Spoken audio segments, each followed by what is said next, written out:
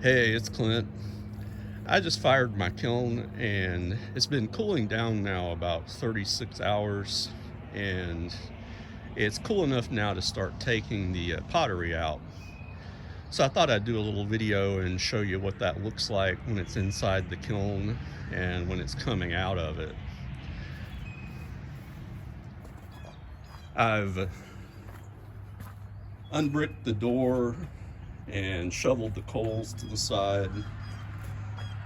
It's still pretty hot in there, but as long as you've got a place to walk in, you can get in there and get everything out.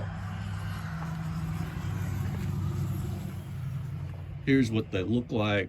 I've taken a few out already, but you can sort of see everything. Got a face jug and some of the eagle pieces and roosters, snakes, face jugs, smaller face jugs, and a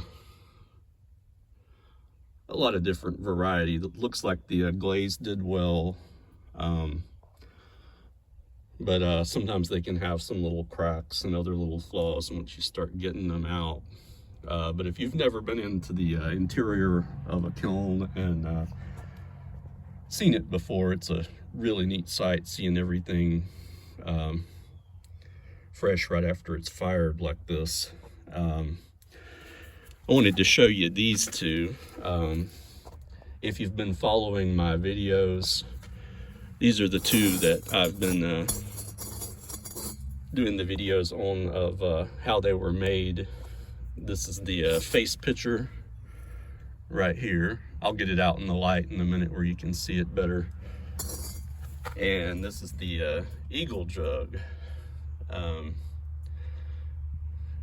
It's written on the back of it that it was made in the video also, but let's get those out and in the light where you can see those. I know some of you have been wanting to see those probably in their finished state, so I'll let you see them. Also, I thought I'd show you this one as well. This is a snake jug. That's one of my specialty items there. And I'll also show you a face jug and what they look like. Let's get this one out and I'll show you that one and talk about it.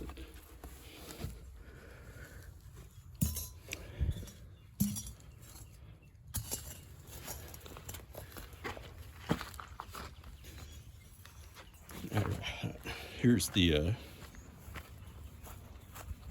face pitcher. It looks like it did well.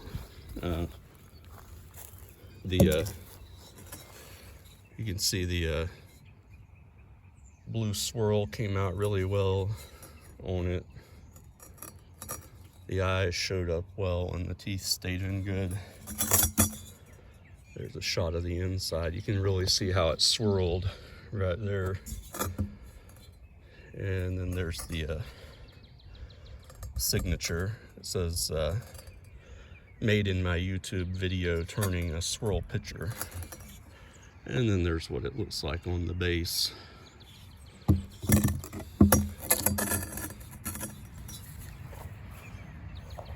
That looks like a good one.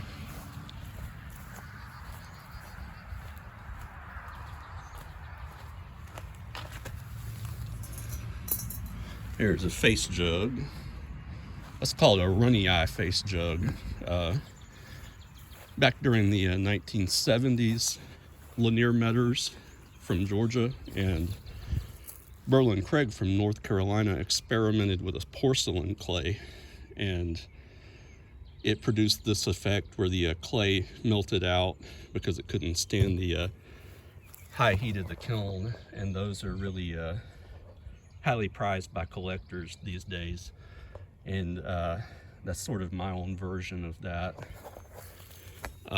As you can see, it's got this sand stuck to the base edge, and once I get everything out, I'll grind all of that off smooth and clean that up a little bit. But that's just part of the process sometimes with alkaline glazing. It's bad about running off the piece if you don't have it just right. This glaze went on a little bit thick, so that's why it did that.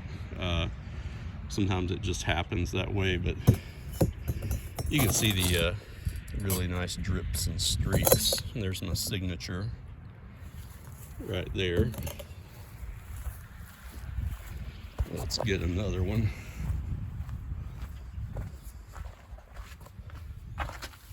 Okay, get all that ash off of it.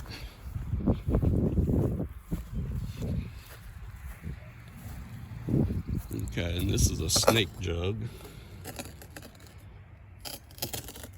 You can see the detail at the head and the way the scales were put on.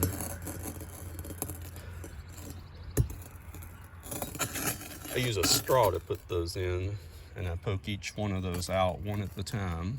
It takes a long time.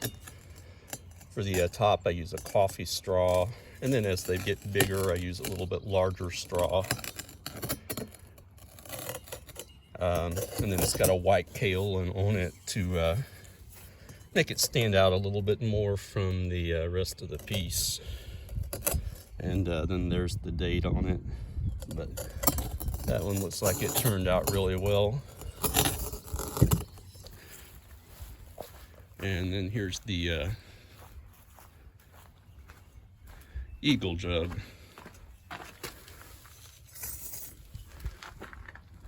A lot of these pieces are were orders I did for people, so they're already sold, and then I'm taking some of the others to a show up in North Carolina this weekend, so that's where these will be sold. But I usually 2 to 3 times a year do what's called a kiln opening, and invite everyone out to come choose from some new fresh pieces that I've just recently made, and I'll advertise those as I get them scheduled on my YouTube channel and on Facebook. But here's the eagle jug. The colors contrasted really well and came out. They didn't blur, so that's always good. When you use a wood-fired kiln and an alkaline glaze, it just sort of does its own thing once it gets in the kiln, and you just keep your fingers crossed and hope that it does like you want it to. But this is the one that was in the my previous videos. It's got the date on it, and that it was made in those videos. But yeah, it looks like the glaze did really well. I'll clean all this off the bottom and get that cleaned up, and then it'll be ready to sell to the buyer. But here they are together. So that's the process of making a piece from start to finish.